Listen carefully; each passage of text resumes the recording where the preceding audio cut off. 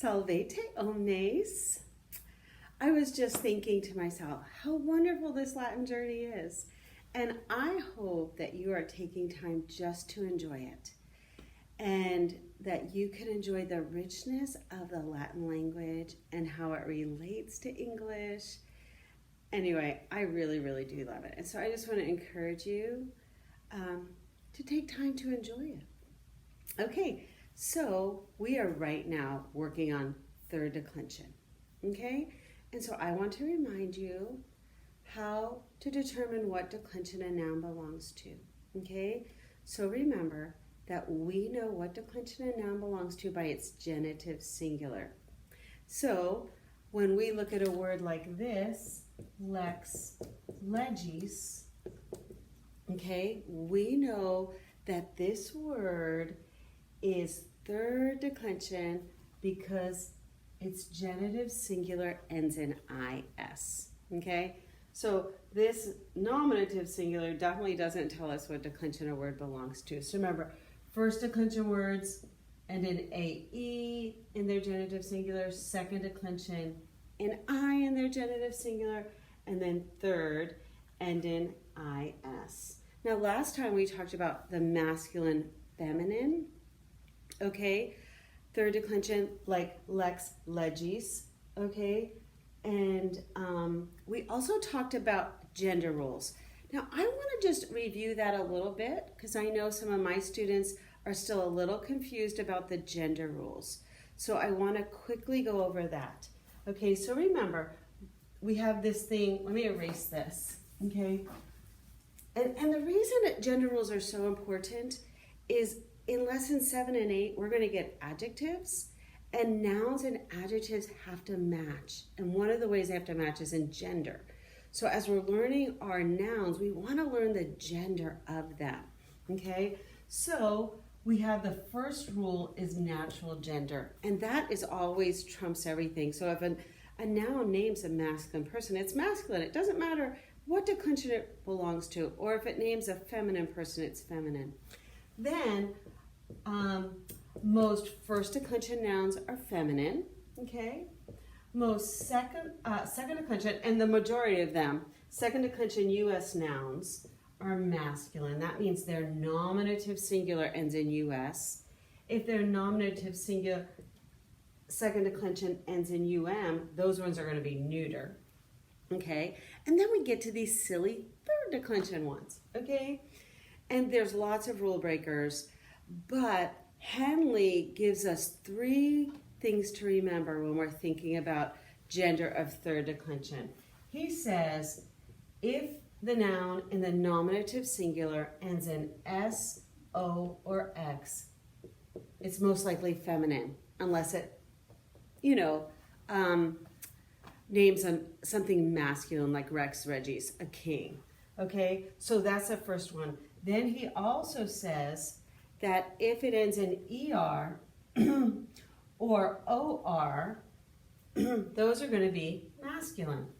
Again, exceptions like mater. Okay, mater obviously is not going to be, it means mother, it's not going to be masculine because of natural gender. And then we also have the neuter ones. If it ends in L, A, N, C, E, or T, it's going to be neuter. Okay, so we've dealt with lex legis, okay, and that is our masculine feminine model, okay? However, okay, today we're going to do another masculine feminine model that has some peculiarities, okay? And I want to teach you about this because this can be very confusing. Okay, so I'm going to erase this gender, and I want you to go straight to your grammar book with me. Okay, so let's turn in our grammar book to the third declension page. Okay, can you do that with me? I really want you to look at this. Okay, and on the third declension page, it's page number 10. You'll see 2 models. You'll see lex legis, which is our regular masculine feminine model, and then you're going to see one next to it, number 58, which is pars partis. Okay, and this is called our third declension I stem. Okay, now, if you were to compare the endings of these two models, okay, they're both masculine, feminine. The only place that they're different is in the genitive plural, okay? And in fact, the grammar book has it underlined, the two genitive plurals. I stem, masculine, feminine, add an extra I in the genitive plural, okay? So some masculine and feminine third declension nouns have that extra I in the genitive plural. And we need to know which ones are going to do that, okay? So we have two rules that will govern this. Okay, so let's go with, if you're taking notes in your composition notebook or anywhere else, let's just label this third declension I stem. Okay, that will help us kind of keep track of what we're thinking about. Okay, so there are two rules to determine whether a third declension masculine feminine noun is going to be I stem, and here they are. Rule number 1 says that if the stem, okay, and I'm going to underline that. When I first learned this, I learned this not correctly. If the stem of the noun ends in two consonants,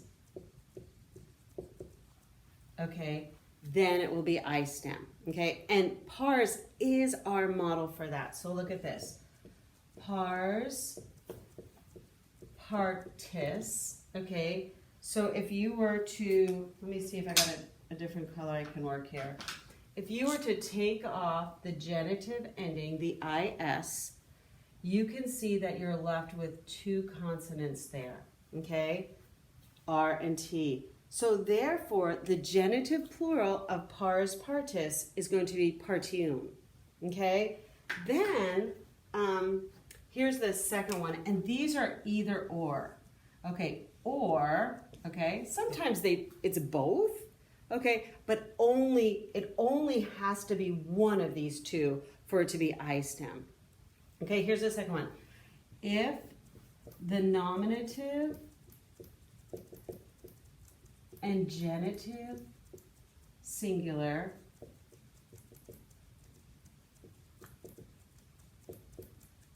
have the same number of syllables.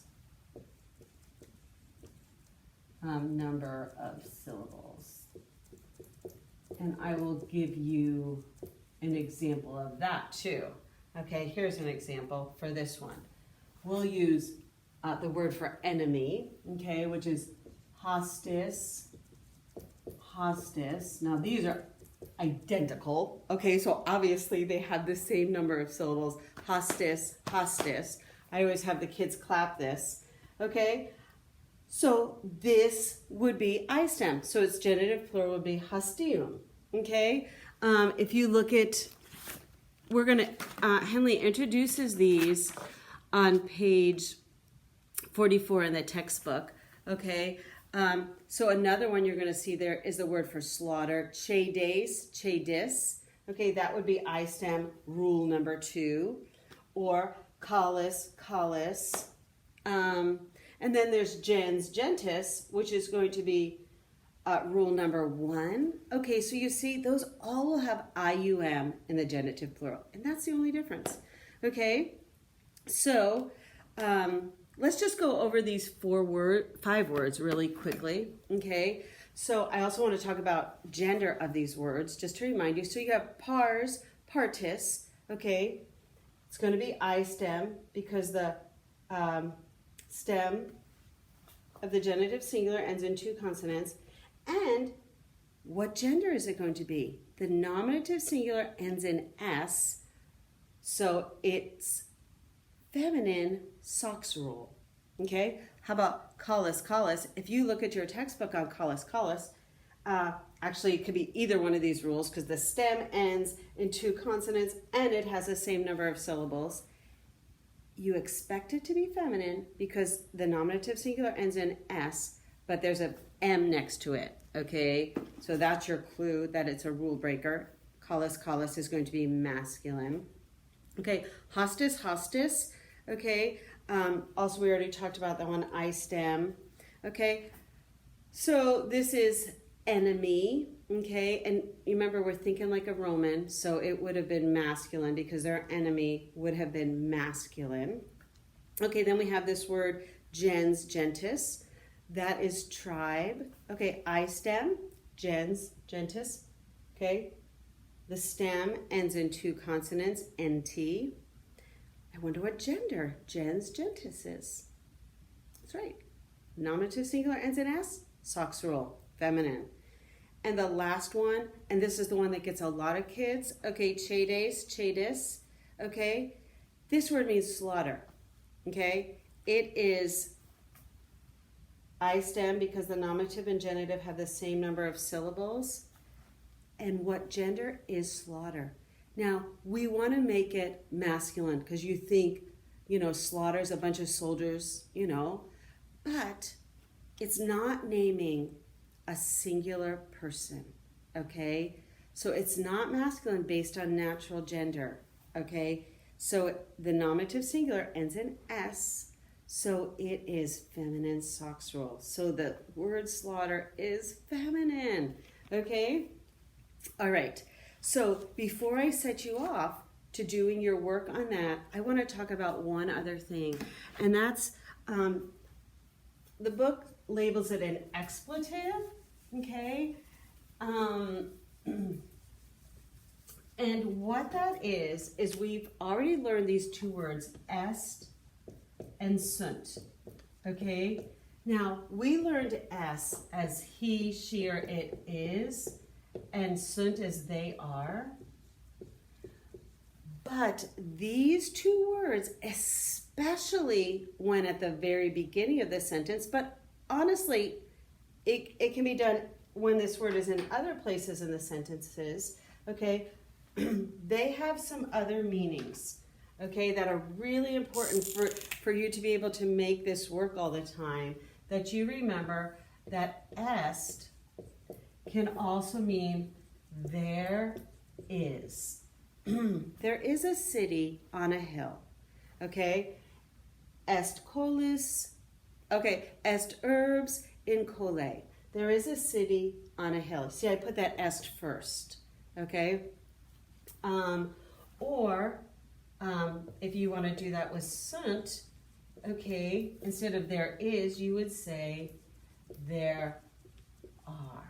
Okay, so you have est, there is, sunt, there are. Mostly when these words come at the beginning of the sentence, but I have found often this makes it very easy to translate the sentence, even when it's not at the very beginning.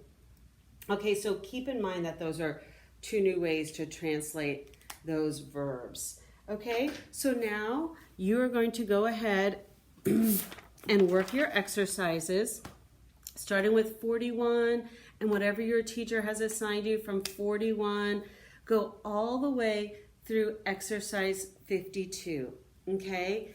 And there's going to be some review there. There'll be some other words that we didn't cover.